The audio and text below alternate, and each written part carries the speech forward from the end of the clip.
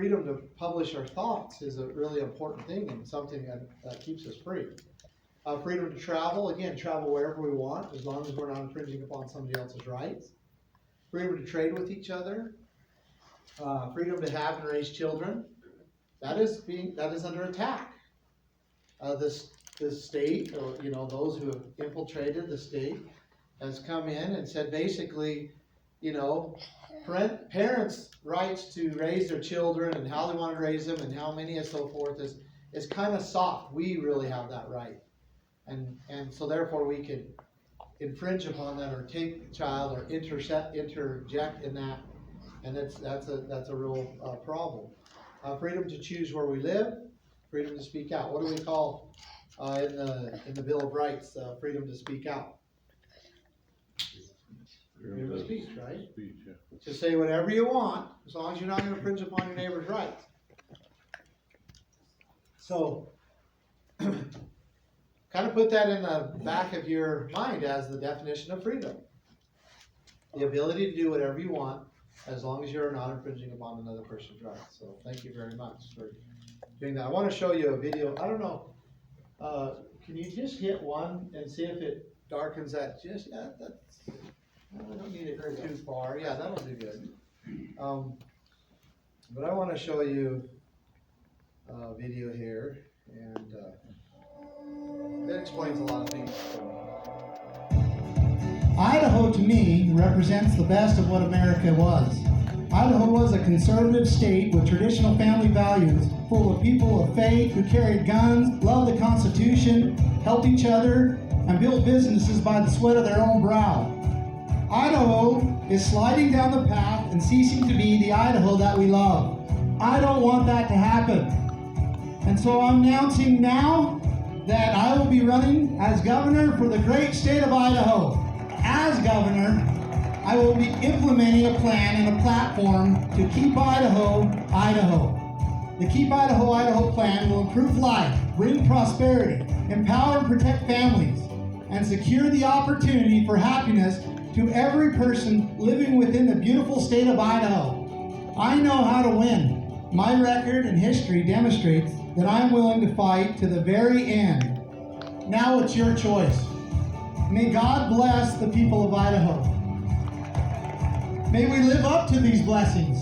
May we keep Idaho a bastion of freedom and prosperity for years to come. May we be an example to the world of how to be free, of how to act, how to treat each other. And together, all of us together, may we keep Idaho, Idaho. Thank you, my friends. Thank you. So, I'm here for a very specific reason, and that is I want to help you gain enough confidence that you would put your support behind me, that you would put your vote, which is your consent, right, behind me, and that we can work to preserve the great blessings that are waiting us, that we've received, and great blessings that are waiting us.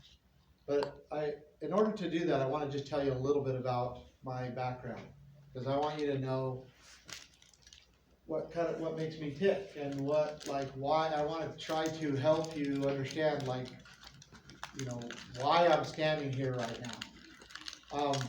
First of all, I grew up on the Bundy Ranch in southern Nevada. It's about 20 miles south of Mesquite, Nevada, if you've ever driven through there. And these are my parents, Clive and Carol Bundy, and I was very grateful to be raised by good parents who loved us and who taught us right from wrong and took care of us. Here's a picture of the ranch. It's dry and arid, and there's not a lot of vegetation.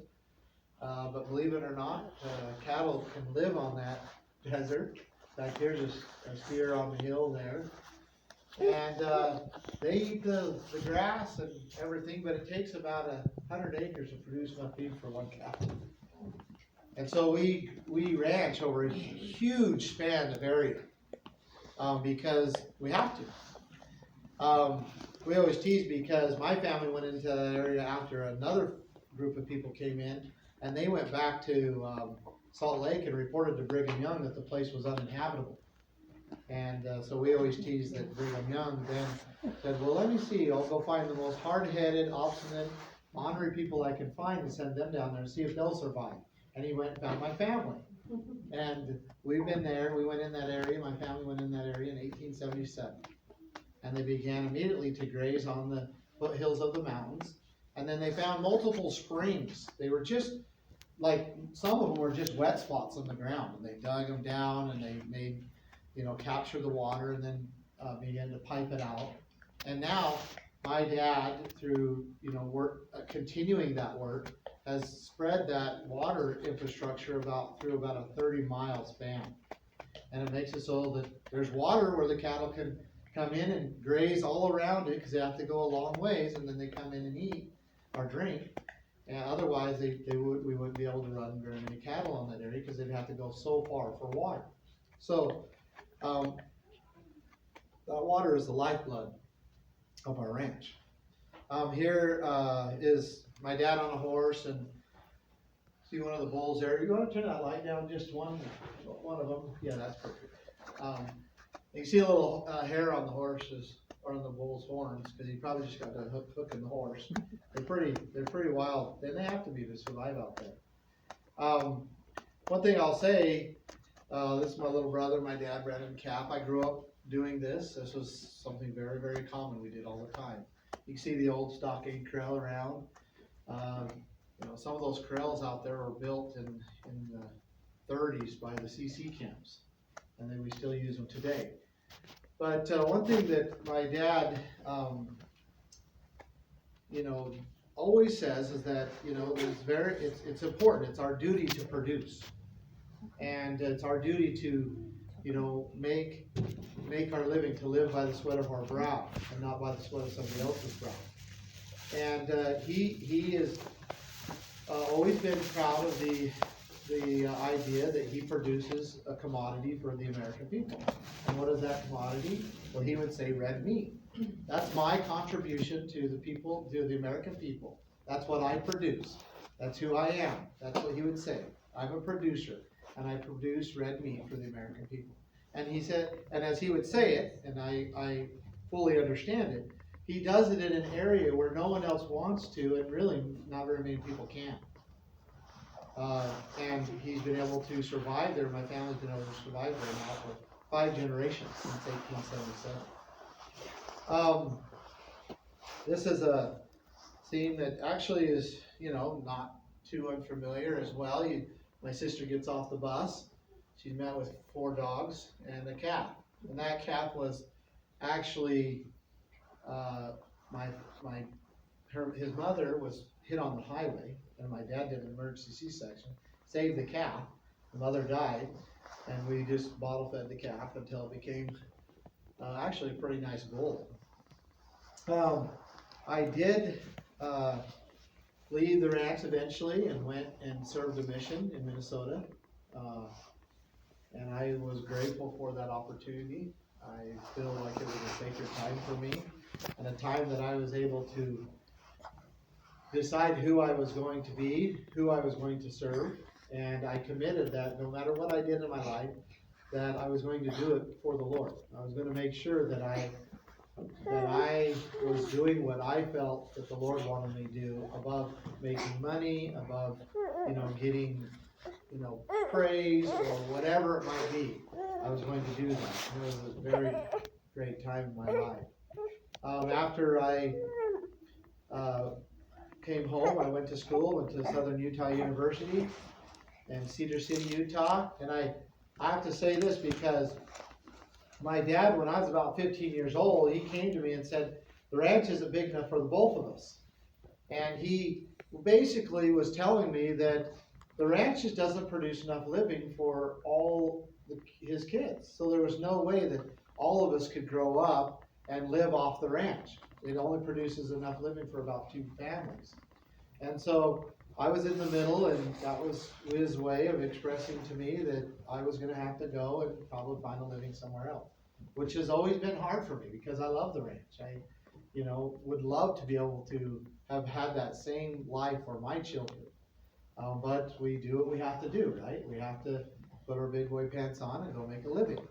And so that's what I did. But first, kind of in that process, I went to a little school and I started a business, a fleet maintenance business. And I was in Cedar City for like 6 years wondering, why am I there? And finally I found out why I was there, and that's because I was waiting for my wife to her come around, and she finally did, and I married my wife Lisa, and then shortly after that we moved to Arizona, and I took my business down there, and we began our life there, and we have 6 children, 3 boys, 3 girls, and you'll see the 2 youngest ones running around here. They like to travel with me most of the time, almost all the time. They become my sidekicks.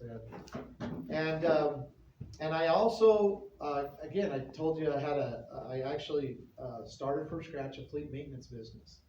And I ended up building that business up, and it ended up being one of the largest fleet maintenance company in Arizona, private fleet maintenance companies in Arizona. I've hired, hundreds of people, dealt with millions of dollars of annual budgets, built processes and procedures, because we built this business from scratch. And, I spent 12 years in a service truck, just satisfying customers. And then I, bought out one of my competitors, and then we built this business. In the first couple of years of buying out my competitor, we quadrupled in size.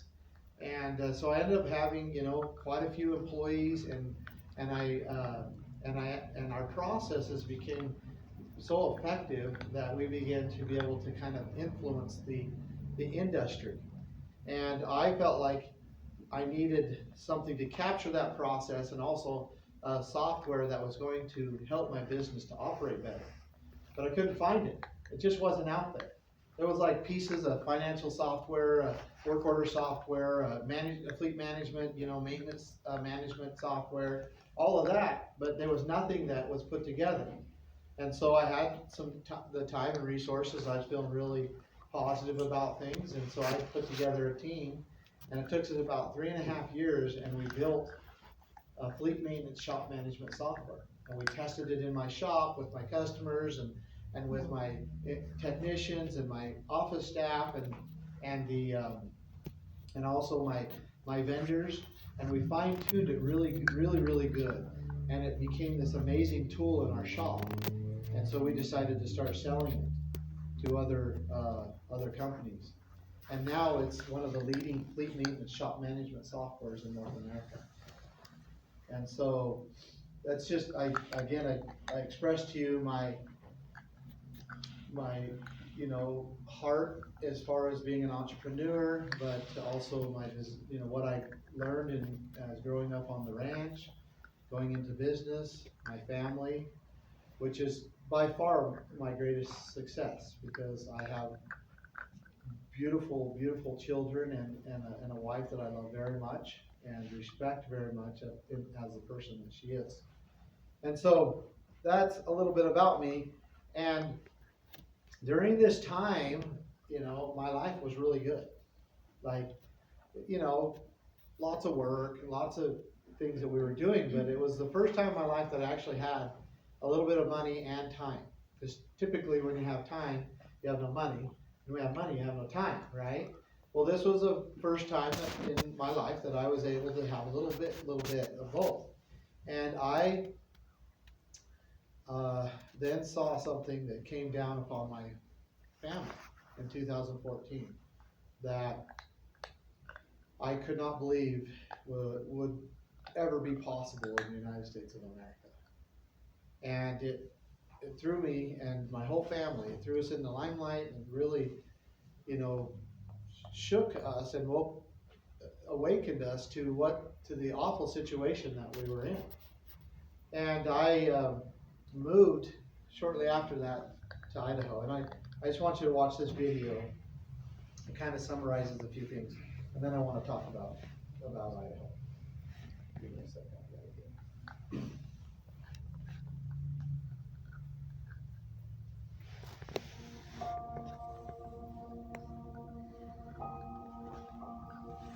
In early of 2015, my family and I moved to Idaho. We did not know what the Lord had in store for us, but we had hoped that it was a life of peace and tranquility in a beautiful little town with wonderful neighbors. And then 2020 came around.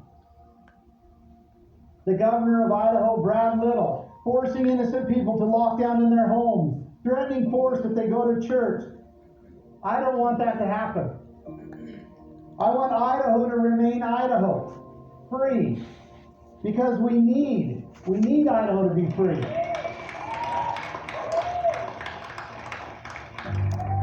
We need to have at least one state in this country that is an example of safeguarding American principles and liberty.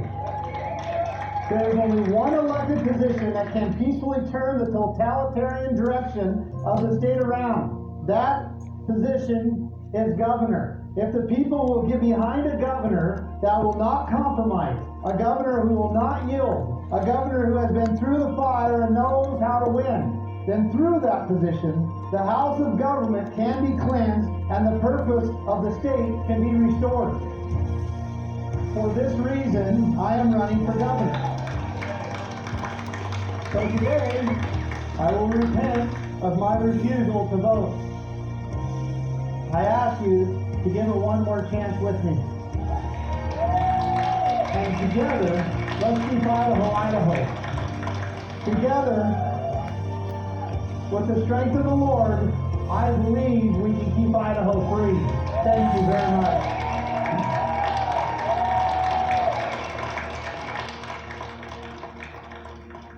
So I hope this video and the other that I kind of summarizes a little bit of what why I'm here. I haven't talked in much detail about what happened to my family. Ultimately, the federal government, after 140 years of us ranching, came in and said that they were going to make a desert tortoise mitigation area under the Endangered Species Act, and said that we couldn't ranch there anymore. And my dad had a big problem with that because we had deeded rights with the state of Nevada. We had 11 stockwater and grazing rights with the state of Nevada. And they couldn't explain how we could have these rights, and yet they take them. And so my dad said no. We went through about a 20-year battle with the federal government and the federal courts. My dad explains going into the federal courts as a rancher or as a person. He says it's like a man comes into your home, beats up your wife and children. So you take him to court to get some justice, right? And they say, all arise for an honorable judge, and then walks a man in a black robe, and it's the very man that beat up your wife and children. That's what it's like, trying to get justice in our courts today. And so, again, just to make a very long story short, the federal government ended up sending after a 20-year legal battle, and they ended up sending a 213 armed agent army out and surrounded our family's ranch. Snipers on the hills began lock down the ranch with guards, and the best way I could explain it is like a scene out of the Hollywood movie Red Dawn, where there was helicopters and MRAMs and guards, and they had a base, and it was in the middle of Nevada, or southern Nevada. It was in the United States of America that this was going on. And they began to kill the cattle from the helicopters, or with the helicopters, just kill them, burying them in mass graves. They'd be leaving the baby calves out in the desert to die. They began to destroy the water infrastructure and the corrals and so forth that have been there over 100 years, and just destroy our ranch. And finally, ultimately, what happened was the American people got wind of it enough and saw, the videos and the things that were being put out there, and they began to respond. And ultimately, thousands of people came to the ranch and started defending us, protecting us from this military type operation that was coming down upon my family. And I say military type because I don't want to insult the military. But they were copying the military, ICP operations and all of that. That's what they were doing. And they had the same equipment and weapons and all of that. And they were coming down upon the American people who were answering for that. And so ultimately, the American people came together. I'll show you a little pictures of this. And because it was pretty amazing. Very amazing. I saw, hundreds and hundreds of people standing against these federal agents. And ultimately, they gave them an ultimatum. That was to leave the area. Leave the area. And because of the voice of the people coming together and unifying together, this scene happened. And it happened in a very short period of time. So this is a federal agent took a picture of his mirror, and you can see all the equipment as they're lined up leaving. But the thing that's interesting, he's only about a third of the way through because the line continues all the way up and goes all the way to this freeway. There was 107 vehicles that they put, and they left vehicles at the ICP, the base. But why did they leave like this? Because the American people came together and said, look, we're not going to allow our government to act this way. We're not going to allow it. And the power that I saw the American people exhibit was tremendous. Do you want to come and sit down? You guys good there? We're good. Okay. No, you're good. Thank you for being here. And so, that taught me something. That taught me a lot of things. And I began to understand that the rights are not maintained in the courtroom or the ballot box. There's good things that go on there for a purpose, but they're not maintained in the courtroom and the ballot box. They're maintained on people saying, these are mine, I will use them, and I will defend them. And if you look at historically, that's always how rights have been preserved. And then people coming together and saying, look, we are going to preserve our rights. And so I know that sometimes is a little bit of a different concept, but it is the way rights have always been preserved. And we'll talk about that a little bit when it applies to Idaho. So that's a little bit of my background, who I am, and what part of the reason why I'm standing here in front of you today. But I want to talk about Idaho, and then we'll have a conversation. Because Idaho is in a battle for its conservative soul. And if you don't know that, I hope you do. Hopefully that's why you're here. So I'm not saying you don't know that, but if you don't, then you need to understand it very quickly. Because we're in the heat of the battle right now. And what we do in the next few years will determine if we are going to be another Oregon, Washington, California, New Mexico, Nevada, Colorado, or whether we're going to remain a conservative refuge for people who want to worship, live, be free, travel, trade with each other. That is the battle that is going on right now. And a lot of this reason why we are having this battle is because of this man right here. He doesn't work alone. He's not acting alone. There's an establishment in Idaho that's controlled the Idaho government for several decades now. And we're going to talk about that because under his control or leadership, Idaho was the first in many things, but we should be so proud of some of the things because Idaho was the first state to arrest people for attending church. Now, let's think about that just a little bit. Because the very first line of the Bill of Rights, the First Amendment, right, says Congress shall make no law respecting the establishment of religion or prohibiting the free exercise thereof. So someone worshiping is off limits, unless there's infringing upon somebody else's rights, but it's off limits. The government is to not in any way infringe upon that person's right. That's what the US Constitution is supposed to protect and state. And then, so let's go to the Idaho Constitution. It's even more clear. And remember, these are officers right here. They took an oath to both of these. They took an oath to both of them. An oath to protect and uphold the Constitution against foreign and domestic enemies. That's the oath they took. And the reason why they took this oath in principle is so that whenever anybody ordered them to do something that was contrary to this, they were supposed to say, look, I am loyal to this, not to some order. Right?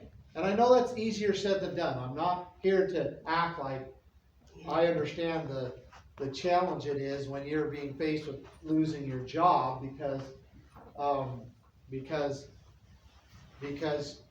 you refuse to obey an order. But that is the reason why they took an oath. Do we need to set some more chairs out, Wendy?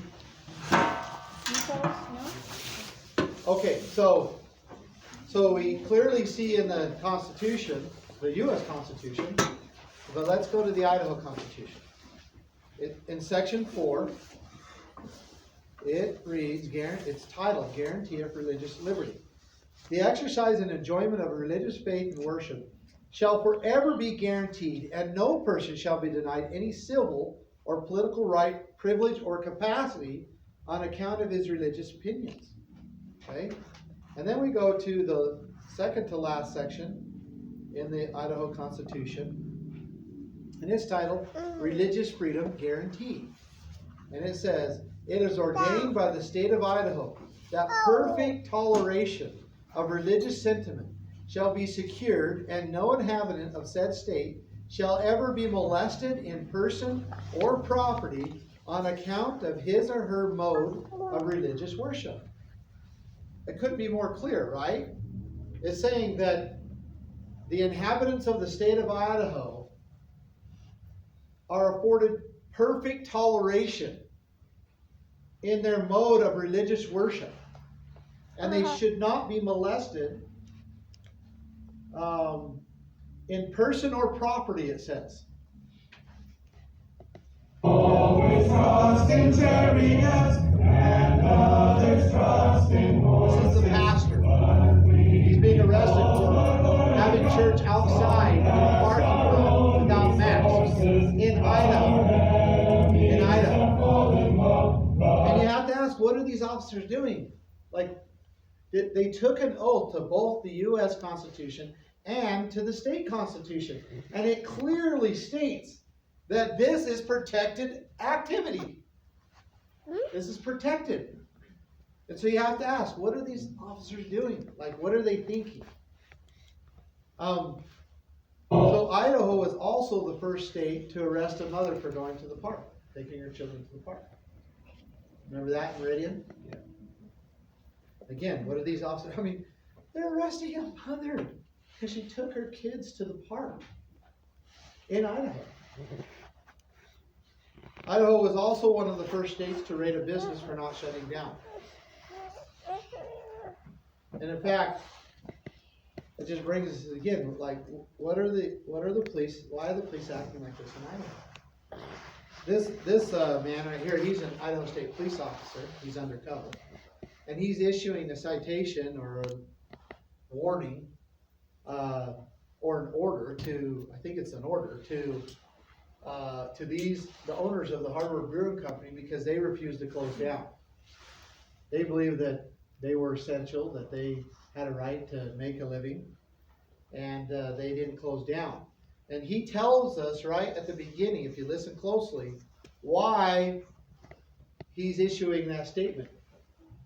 And so just listen closely. Real quick, this is from the state. Would you say that again, sir? Hand him that letter back. Now, I would like to hear him identify himself again. I'm Jake Schweckman with the Idaho State Police. I'm just delivering this letter in response to you guys opening it, in contrast to the state of order. Did you hear that?